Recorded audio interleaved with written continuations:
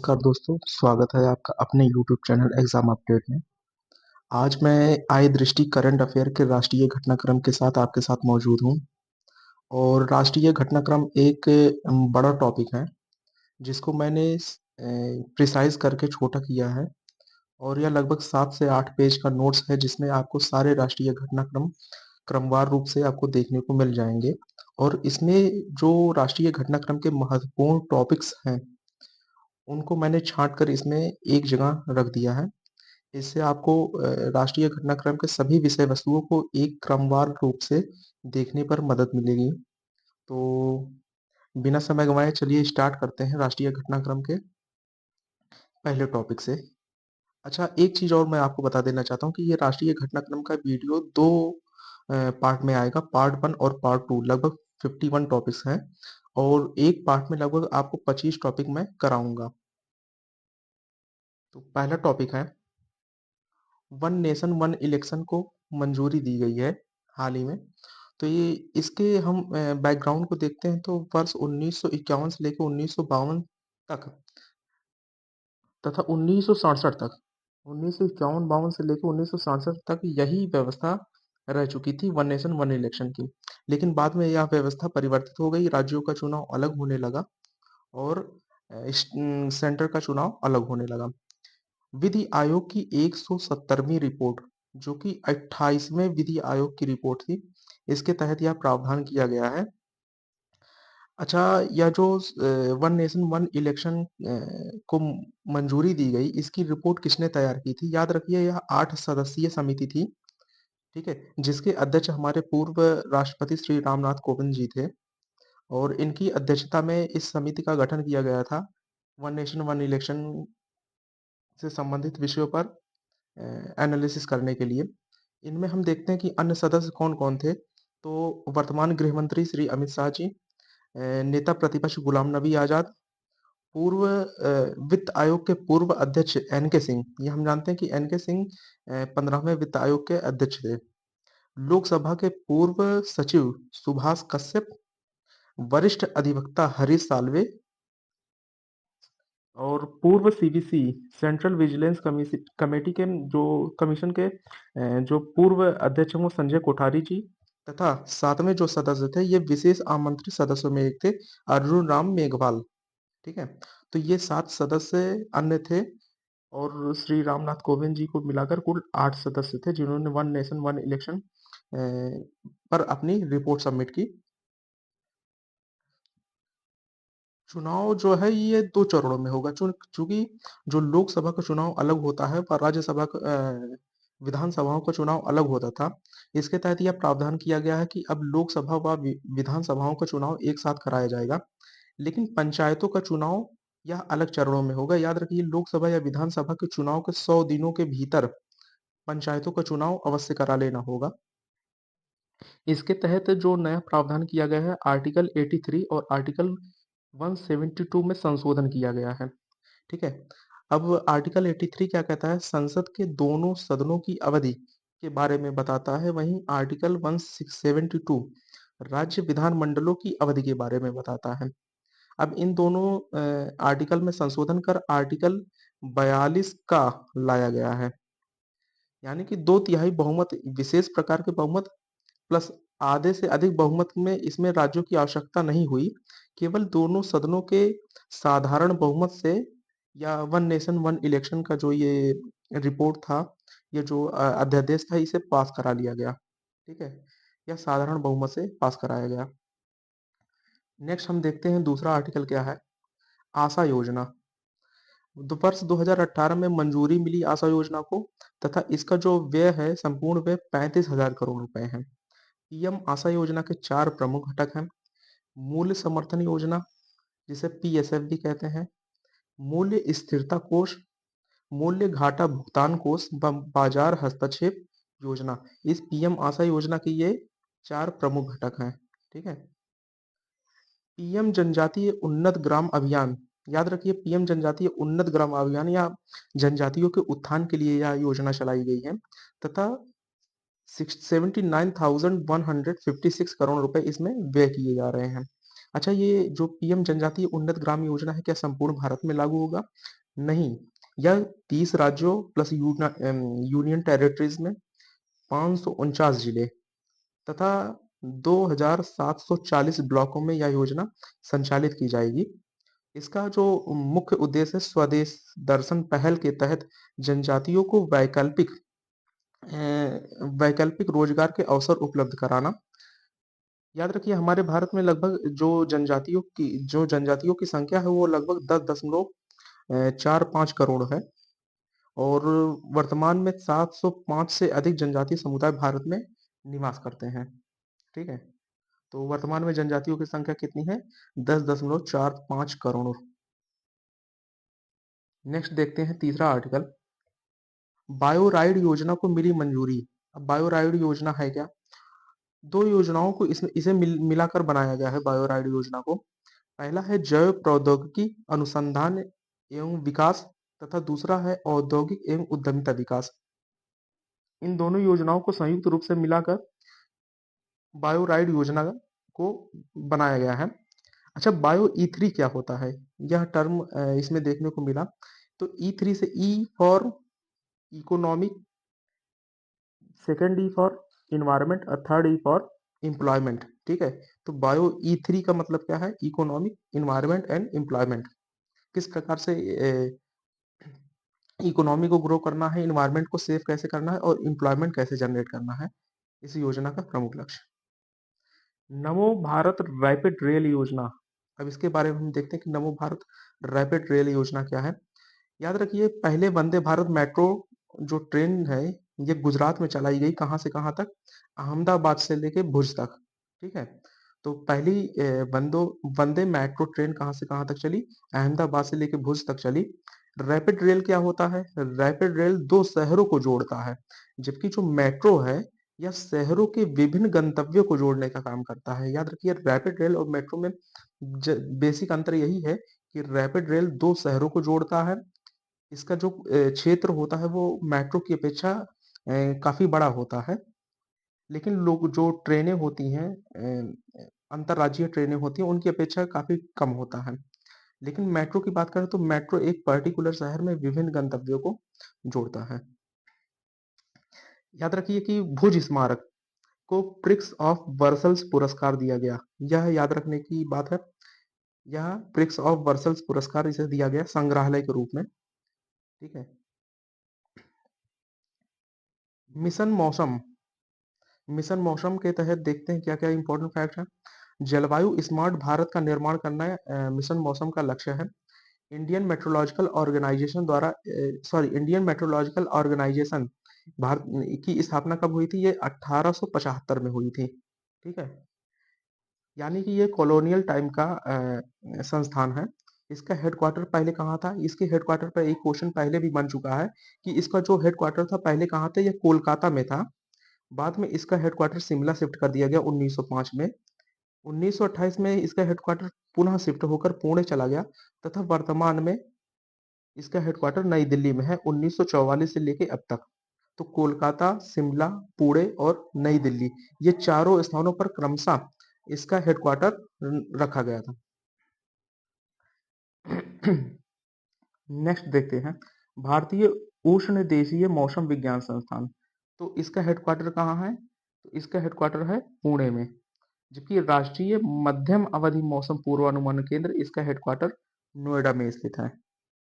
छठा आर्टिकल देखते हैं, राष्ट्रीय स्वच्छ वायु कार्यक्रम, नेशनल क्लीन एयर प्रोग्राम।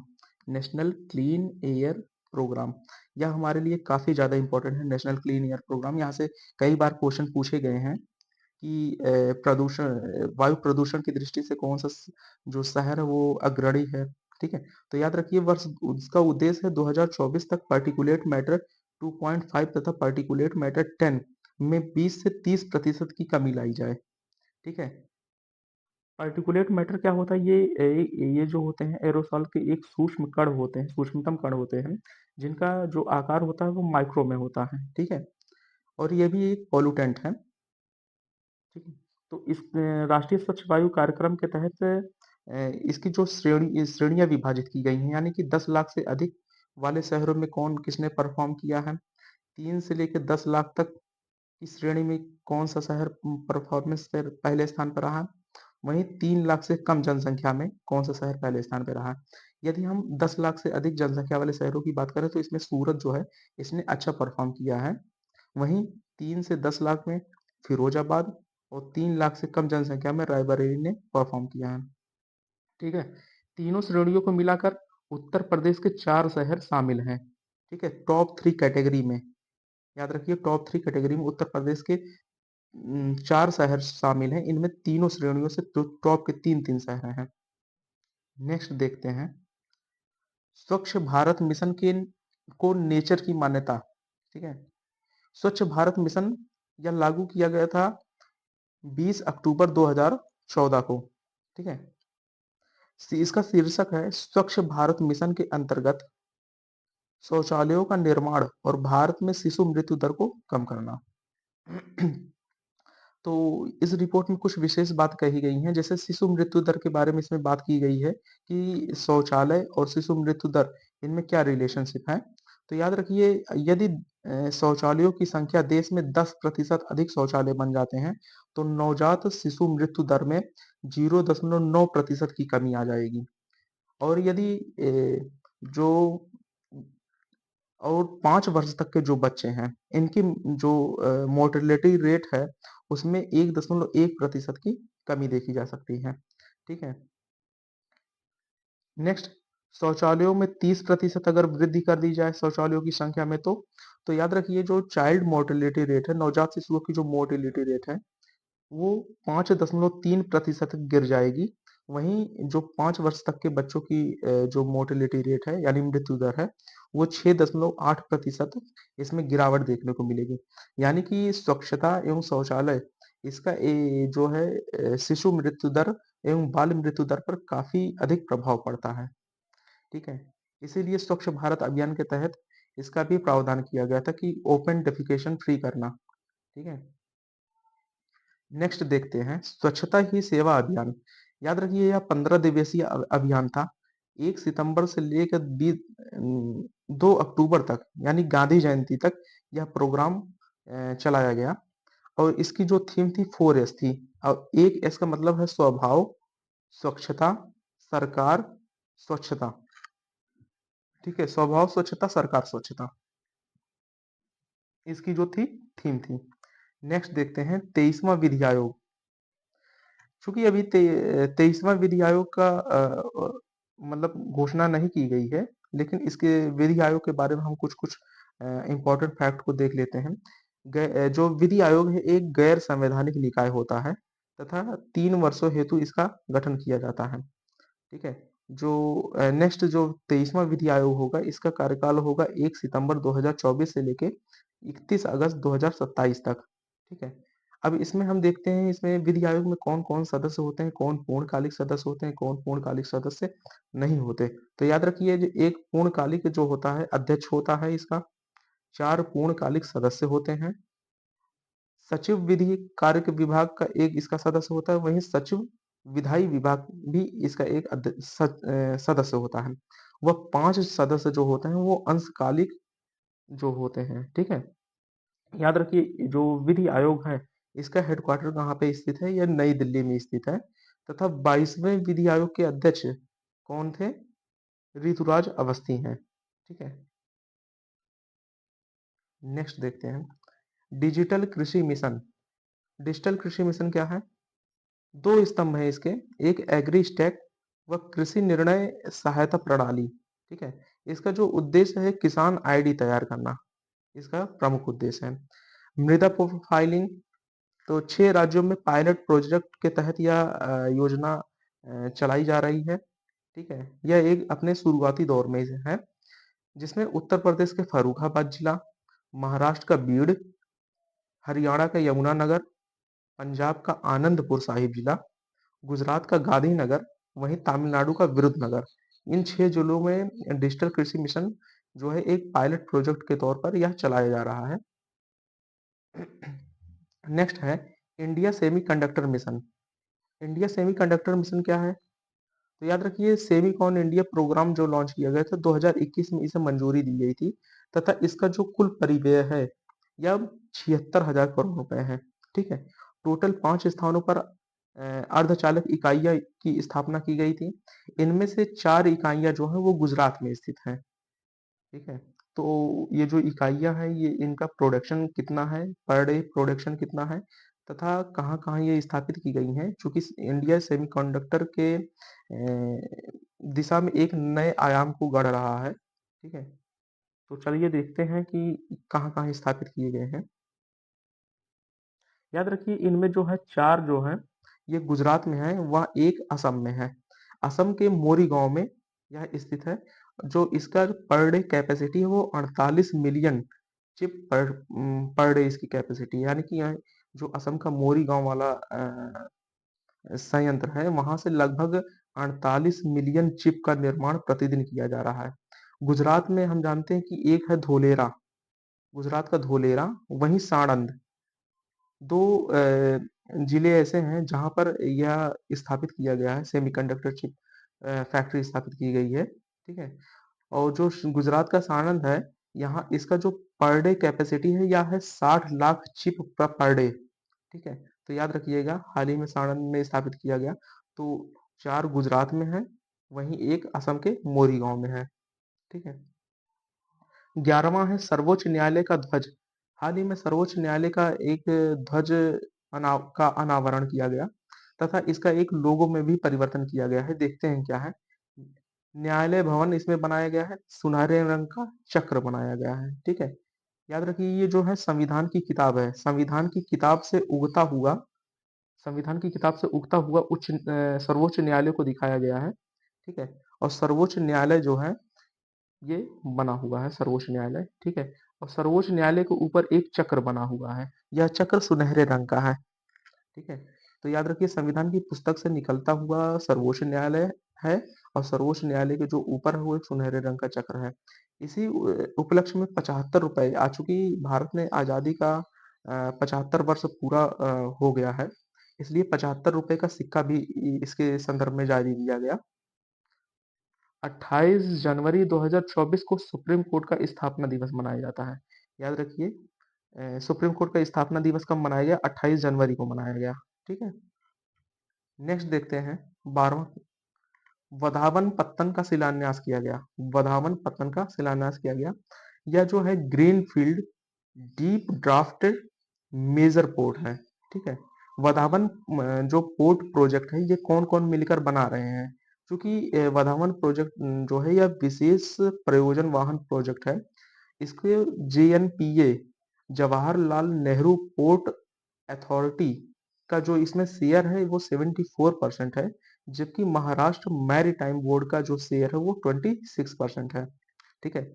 तो India have 12 major port where as 200 small ports. Bharat के पास जो है बड़े पोर्टों की संख्या लगभग 12 है, वहीं छोटे जो पोर्ट हैं वो लगभग 200 हैं। तो चलिए मैप के माध्यम से हम देख लेते हैं कि जो भारत के मेजर पोर्ट हैं वो कहाँ-कहाँ स्थित हैं। तो ये इंडिया का मैप है। हम देखते हैं कि गुजरात का कांडला बंदरगाह, मुंबई बंदरगाह, JNPT Jawaharlal Nehru port terminal, ठीक है, गोवा का मर्मुगाओ, कर्नाटक का मैंगलोर पोर्ट, केरल का कोचीन पोर्ट, तूतीकोरिन और चेन्नई ये तमिलनाडु में स्थित है। ठीक है। एन्नौर यह भी तमिलनाडु में है। विशाखापत्तनम आंध्र प्रदेश में, पारादीप उड़ीसा में, कोलकाता व हल्दिया पश्चिम बंगाल में, वहीं पोर्ट ब्लेयर जो है वो अंडमान निकोबार में स्थित है। तो ये भारत के जो है मेजर पोर्ट्स हैं। ठीक है। इनमें विशाखापत्तनम जो पोर्ट है वो डीपेस्ट पोर्ट है।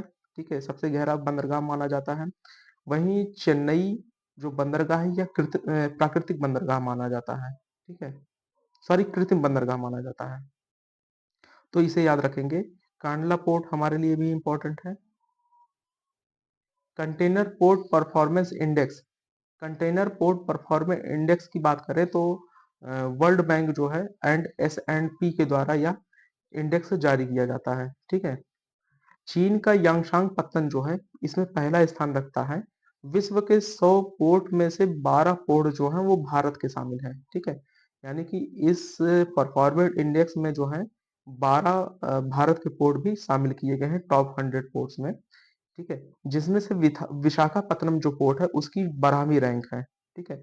और भारत में जो है पहली रैंक है, वहीं विशाखापत्तनम जो पोर्ट है ओवरऑल इंडेक्स जो कंटेनर पोर्ट परफॉर्मेंस इंडेक्स है, इसमें 12वें रैंक पर है, ठीक है?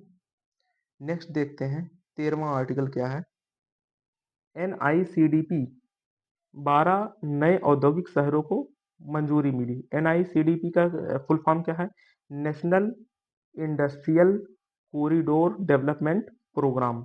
National industrial corridor development programme NICDP का फुल फॉर्म है।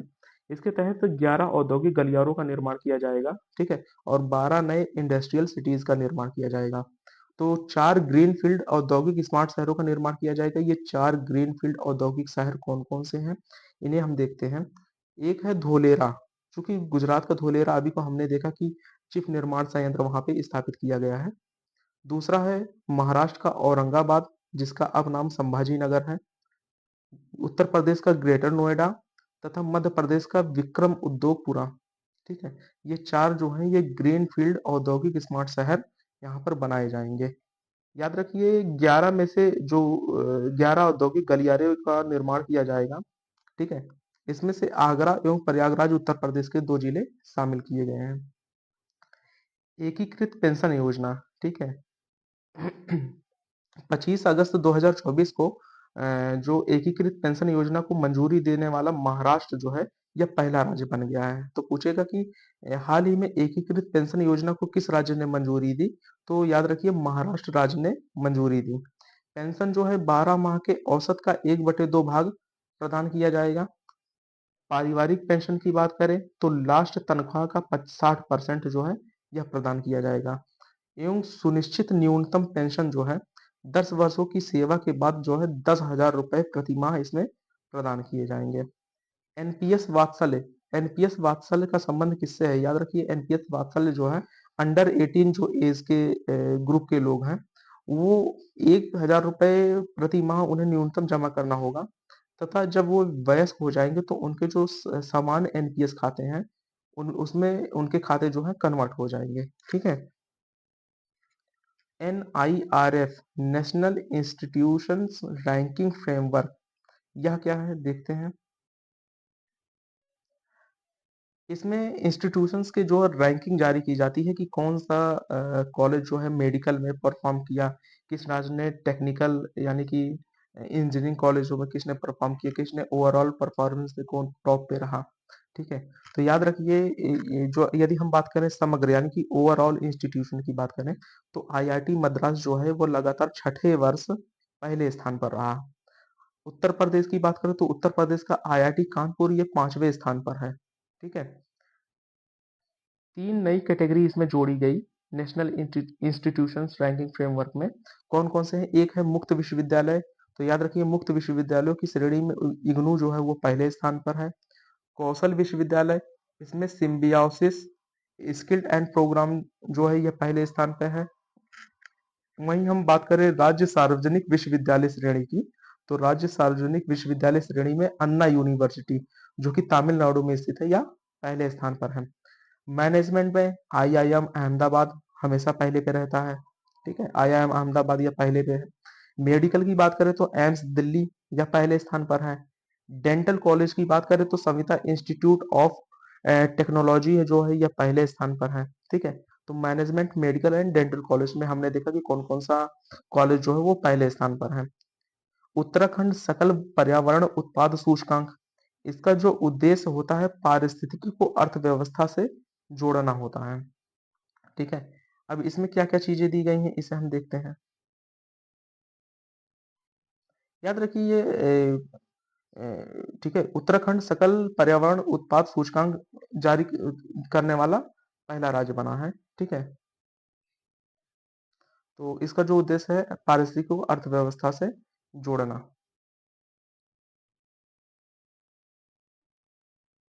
नेक्स्ट है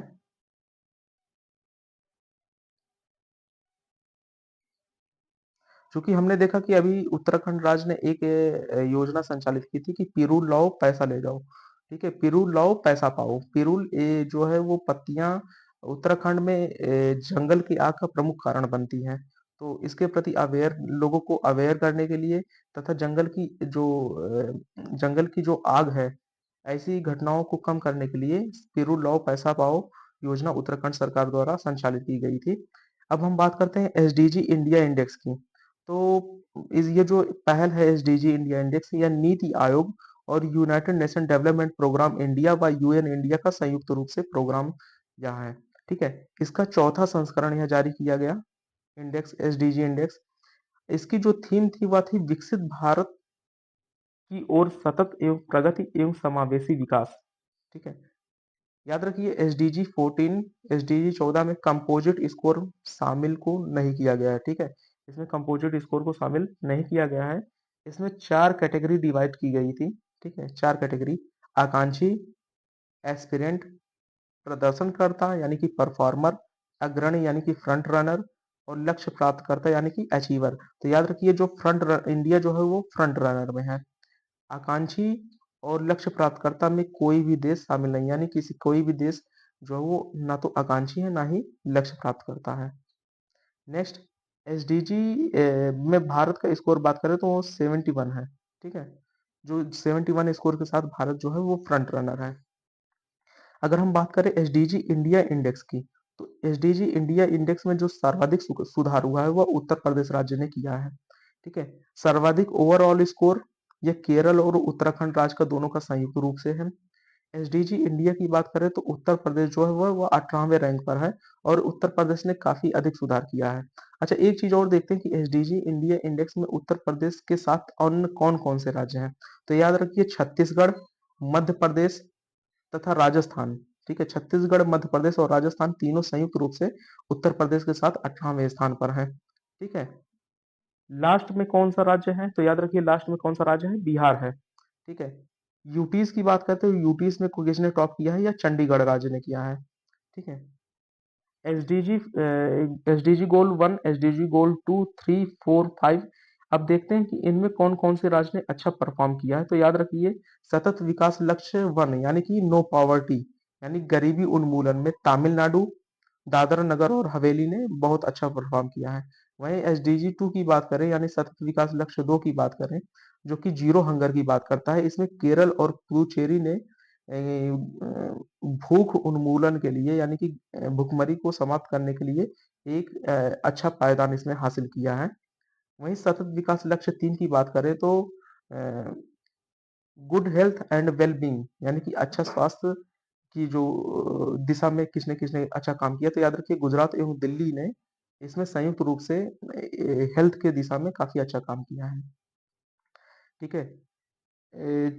एसडीजी लक्ष्य 4। ठीक है। और एसडीजी लक्ष्य 5, याद रखिए जेंडर इक्वलिटी और क्वालिटी एजुकेशन।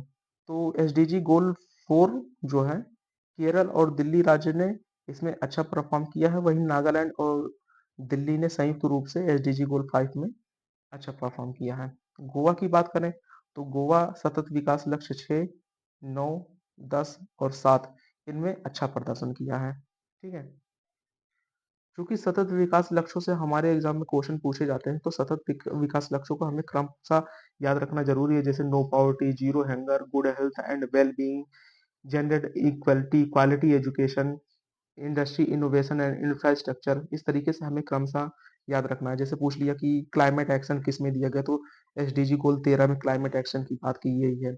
वहीं अगर पूछ लिया गया कि लाइफ ऑन लैंड कहाँ पे है, लाइफ ऑफ ऑन अर्थ किस एसडीजी गोल में दिया गया, तो इसे हमें क्रमशः संयुक्त रूप से याद रखना जरूरी हो जाता है, क्योंकि पिछले यूपी पीसीएस एग्जाम में लगभग 4 से 5 प्रश्न इसमें क्रमशः पूछे गए थे। ठीक है।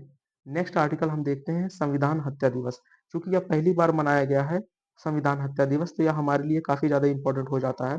तो याद रखिए 25 जून 1975 को संविधान हत्या दिवस मनाया जाता है। 25 जून 1975 को क्यों को, तो क्योंकि 25 जून 1975 को आपातकाल लागू किया गया था श्रीमती इंदिरा गांधी जी द्वारा। आपातकाल भारत में कब कब लागू किया गया, तो याद रखिए 1962 में, 1971 में और 1975 में, 3 वर्षों में यह आपातकाल लागू किया गया था। 1962 में भारत चीन युद्ध के समय, 1971 में भारत पाकिस्तानी युद्ध के समय, वहीं 1975 में 1975 में आंतरिक अशांति को आधार बनाकर श्रीमती इंदिरा गांधी जी द्वारा यह आपातकाल लागू किया गया था। ठीक है, तो इसी के विरोध के क्रम में जो 1975 में आंतरिक अशांति को आधार बनाकर जो आपातकाल लागू किया गया था, इसी के विरोध में संविधान हत्या दिवस की हाल ही में घोषणा की गई है। ठीक है, याद रखिए आपातकाल किस किस अनुच्छेदों में है, तो आपातकाल का जो प्रावधान किया गया आर्टिकल 352। ठीक है, आर्टिकल 352 एकमात्र ऐसा आर्टिकल है जिसमें मंत्रिमंडल का प्रयोग शब्द का प्रयोग किया गया है। साथ ही साथ राष्ट्रीय आपातकाल की बात करें तो अनुच्छेद 352 में आता है। राज्यों में शासन तंत्र विफल हो जाने की दशा में जो राष्ट्रपति शासन लगाया जाता है या अनुच्छेद 356 में, वहीं वित्तीय आपातकाल का प्रावधान 360 में किया गया है। ठीक है, अच्छा हैदराबाद में एक और इम्पोर्टेंट दिवस मनाया गया, हैदराबाद मुक्ति दिवस।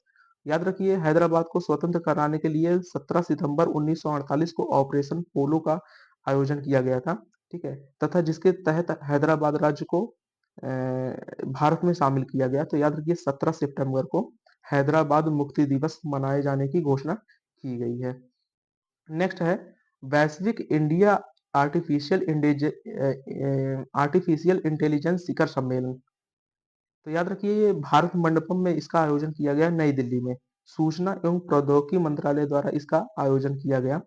आर्टिफिशियल प्रशंसा दिवस कब मनाया जाता है, तो यह भी एक नए दिवस का संचालन किया गया। तो इसे याद रखिए 16 जुलाई को अंतर जो है आर्टिफिशियल इंटेलिजेंस प्रशंसा दिवस मनाया जाता है। आर्टिफिशियल इंटेलिजेंस पर ऐतिहासिक प्रस्ताव ये यूएन जनरल असेंबली में यह पास किया गया। नेक्स्ट देखते हैं India AI mission. India AI mission के लिए 10,371 करोड़ रुपए का प्रावधान किया गया, जिसके तहत डिजिटल इंडिया कॉरपोरेशन की मदद से यह मिशन लॉन्च किया जाएगा। भारत जो है भारत तार अधिनियम 1885, ठीक है, इसके तहत यह प्रावधान किया गया है। लगभग एक व्यक्ति जो है वह कितने सिम रख सकता है, एक व्यक्ति जो है वो लगभग 9 सिम मैक्सिमम रख सकता है। लोक परीक्षा अनुचित साधन निवारण अधिनियम 2024। ठीक है, तो सार्वजनिक परीक्षाओं में कदाचार को रोकने के लिए यह अधिनियम लाया गया। 12 फरवरी को राष्ट्रपति की मंजूरी दी गई, यानी कि यूपीएससी, एसएसटी, ठीक है, रेलवे, इन सभी एग्जामों में यदि अनुचित साधनों का कोई प्रयोग व्यक्ति करता है या कोई संस्थान ऐसे कृत्यों में लिप्त पाई जाती है तो उसके खिलाफ क्या-क्या एक्शन लिए जाएंगे। तो याद रखिए यदि कोई व्यक्ति अनुचित साधनों का एग्जाम में प्रयोग करता हुआ पाया गया तो उसे 3 से 5 साल तक की जेल हो सकती है तथा 10 लाख तक का जुर्माना हो सकता है। यदि नकल कराने में अनुचित साधनों के साथ किसी संगठन को पकड़ा जाता है तो उसे 5 से 10 साल तक की जेल तथा कम से कम 1 करोड़ रुपए का जुर्माना दिया जाएगा। ठीक है, और यह जो है इसकी जांच जो करेगा वो डीएसपी एडिशनल एसपी स्तर का कोई अधिकारी करेगा। और जो परीक्षा लीक यदि हो गई तो उस परीक्षा में जितने भी खर्च हुए हैं, ठीक है, उसे लीक कराने वाले से उसे वसूला जाएगा। नेक्स्ट देखते हैं नालंदा विश्वविद्यालय परिसर का उद्घाटन किया गया है। तो नालंदा विश्वविद्यालय परिसर हमारे लिए काफी ज्यादा इंपॉर्टेंट है। ठीक है, सर्वप्रथम स्थापना इसकी 5वीं शताब्दी में की गई थी, गुप्त शासक कुमार गुप्त के द्वारा इसकी की गई थी। ठीक है, तो यह भी पूछा गया कि कौन-कौन से चीनी यात्री थे जो जिन्होंने नालंदा में शिक्षा ग्रहण की, जिन्होंने नालंदा के बारे में बताया। नालंदा विश्वविद्यालय को किसने ध्वस्त किया? बख्तियार खिलजी ने।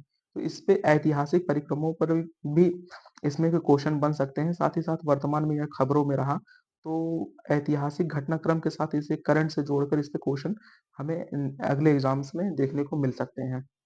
तो हम जानते हैं कि 1812 में स्कॉटिश जो है बुकानन हैमिल्टन द्वारा इसकी खोज की गई थी। ठीक है, 17 देशों की अतिथि इसमें शामिल किए गए हैं। ठीक है, अब देखते हैं नालंदा विश्वविद्यालय के बारे में। तो नालंदा विश्वविद्यालय के जो कुलाधिपति हैं, ये अरविंद पनगड़िया को बनाया गया है। वहीं इसके कुलाध्यक्ष राष्ट्रपति जो महामहिम महोदय द्रौपदी मुर्मू जी हैं, उन्हें बनाया गया है। नेक्स्ट, स्मृति वन भूकंप संग्रहालय विश्व के सर्वाधिक खूबसूरत संग्रहालयों की सूची में शामिल किया गया। ठीक है, याद रखिए यह तीसरा स्थान हासिल किया। स्मृति वन भूकंप संग्रहालय जो कि भुज में है, या विश्व के टॉप 3 संग्रहालयों में इसे शामिल किया गया है, ठीक है? तथा फर्स्ट आर्टिफिशियल इंटेलिजेंस आधारित आर्ट म्यूजियम जो है, वो चेंगदू के चीन शहर में है, ठीक है? नोट भुज स्मृति वन संग्रहालय में विश्व का सबसे बड़ा मियावाकी वन पद्धति पर आधारित वन है, ठीक है? मियावाकी पद्धति जो है वनारोपण की एक जापानी पद्धति है जिसमें छोटे पौधों एवं बड़े पौधों को साथ में इसे रोपा जाता है, ठीक है? ताकि जो वनों की डायवर्सिटी है उसे बढ़ाया जा सके। तो ये मियावाकी पद्धति जो है यह वनारोपण की एक काफी उन्नत पद्धति है और स्मृति वन जो संग्रहालय है भुज में स्थापित किया गया है। यहाँ पे लगभग 4.5 यानी 4.5 लाख पौधे लगाए गए हैं और यह विश्व का तीसरा जो सबसे सुंदर संग्रहालय है, ठीक है? नेक्स्ट देखते हैं मोदी गवर्नमेंट, चूंकि 3.0 बीजेपी सरकार तीसरी बार लोकसभा चुनाव में इसने सफलता हासिल की है, ठीक है? याद रखिए कौन-कौन से राज्य ऐसे थे जो 7 चरणों में जहाँ चुनाव कराया गया, तो याद रखिए बिहार, पश्चिम बंगाल, ठीक है? ये 7 चरणों वाले जो थे राज्य थे जहाँ पर 7 चरणों में चुनाव कराया गया। अपना उत्तर प्रदेश भी इसमें शामिल है। नोट सो हाँ, कुछ इम्पोर्टेंट फैक्ट यहाँ से भी बनेंगे, ये एग्जाम में जरूर क्वेश्चन बनने वाला है कि किस जनजाति ने पहली बार किन-किन जनजातियों ने पहली बार चुनाव मतदान में भाग लिया? तो याद रखिए सोम्पेन जनजाति और ब्रू जनजाति, त्रिपुरा की ब्रू जनजातियों ने पहली बार मतदान में भाग लिया है तथा ओडिशा की डोंगरिया कोध जनजाति ने, ठीक है, वेदांता को वेदांता का जो उड़ीसा में खनन प्रोजेक्ट है, इसका विरोध करने के लिए मतदान से बहिष्कार किया। तो याद रखिए इसमें पूछा जाएगा कि किस जनजाति ने भाग लिया, तो सोम्पेन जनजाति व ब्रू जनजातियों ने इसमें भाग लिया। सोम्पेन जनजाति कहाँ की है? या अंडमान निकोबार की है। वहीं हम ब्रू जनजाति की बात करें तो यह त्रिपुरा की है। इन्होंने पहली बार मतदान में भाग लिया, जबकि उड़ीसा की डोंगरिया कोंद जनजाति ने वेदांता के खनन परियोजना का विरोध करते हुए मतदान का बहिष्कार किया। यह 3 स्टार क्वेश्चन है, यहाँ से प्रश्न एग्जाम में जरूर बनने वाला है, ठीक है? नेक्स्ट देखते हैं कुछ इंपॉर्टेंट फैक्ट और हैं। दिव्यांग वोटर्स हेतु इन्हें ब्रांड एम्बेसडर किससे बनाया गया? तो याद रखिए तीरंदाज शीतल देवी को दिव्यांग वोटर्स के लिए इनका ब्रांड एम्बेसडर बनाया गया है, ठीक है? टोटल वोटिंग परसेंटेज ये 75.79% रहा। आपकी लोकसभा जो 18वीं लोकसभा का टोटल वोटिंग परसेंटेज रहा ये 65.79% रहा। इसमें से सबसे ज्यादा वोटिंग लक्षद्वीप में हुई, लगभग 84.16%। वहीं बात करें सबसे कम वोटिंग कहां पर हुई, तो यह बिहार में हुई 56.19%, ठीक है? उत्तर प्रदेश में 56.92% जो है वोटिंग देखने को मिली। एक और इम्पोर्टेंट फैक्ट है कि जो मुकेश दलाल मुकेश कुमार दलाल ये निर्विरोध निर्वाचित हुए सूरत से, सूरत लोकसभा से मुकेश दलाल जो है वो निर्विरोध निर्वाचित हुए। सबसे ज्यादा वोटों से जीत किसने हासिल की? तो याद रखिए रकीबुल हुसैन या असम के धुबरी लोकसभा सीटों से इन्होंने चुनाव लड़ा। ये कांग्रेस से संबंधित है। इन्होंने 10,12,476 वोटों के अंतर से अपने प्रतिद्वंदी को पराजित किया, यानी कि 10 लाख से अधिक वोटों के साथ अपने प्रतिद्वंदी को पराजित किया इन्होंने। तथा सबसे युवा सांसदों में यदि बात करें मेल की, यानी पुरुष में तो सबसे युवा सांसद पुरुष पुष्पेंद्र सरोज हैं जिनकी आयु लगभग 25 वर्ष है तथा ये समाजवादी पार्टी से संबंधित हैं और कौशाम्बी लोकसभा चुनाव से इन्होंने जीत हासिल की। वहीं फीमेल सांसद की बात करें तो प्रिया सरोज, जो कि ये भी समाजवादी पार्टी से संबंधित है, इनकी भी आयु लगभग 25 वर्ष है तथा उत्तर प्रदेश के मछली शहर लोकसभा चुनाव से इन्होंने जीत हासिल की, ठीक है? नेक्स्ट देखते हैं 2024 लोकसभा। याद रखिए 2024 लोकसभा में महिलाओं सांसदों की जो संख्या है 74 है, जबकि 2019 लोकसभा में महिला सांसदों की संख्या 78 थी, यानी कि इसमें गिरावट देखने को मिली है। तथा प्रधानमंत्री द्वारा शपथ कब लिया गया? याद रखिए 9 जून को प्रधानमंत्री जी द्वारा शपथ लिया गया। तो ये जो फॉन्ट है ये बहुत ही इंपॉर्टेंट है, ठीक है? सबसे युवा सांसद, सबसे अधिक वोटों के अंतर से जीतने वाले व्यक्ति, ठीक है? ये सभी प्रश्न यहाँ से बन सकते हैं। यह भी पूछा जा सकता है कि अब की बार पिछली लोकसभा चुनाव की अपेक्षा महिला सांसदों की संख्या में गिरावट देखने को मिली या बढ़ोतरी देखने को मिली? तो याद रखिए 4 सांसदों की संख्या घट गई है, यानी कि गिरावट देखने को मिली है। नेक्स्ट आर्टिकल देखते हैं 25। धार्मिक अल्पसंख्यकों की हिस्सेदारी का एक अंतर्देशीय विश्लेषण बात करते हैं कि जो अल्पसंख्यकों की संख्या कितनी घटी है, कितनी बढ़ी है, जो बहुसंख्यक है उनकी संख्या कितनी घटी है, कितनी बढ़ी है।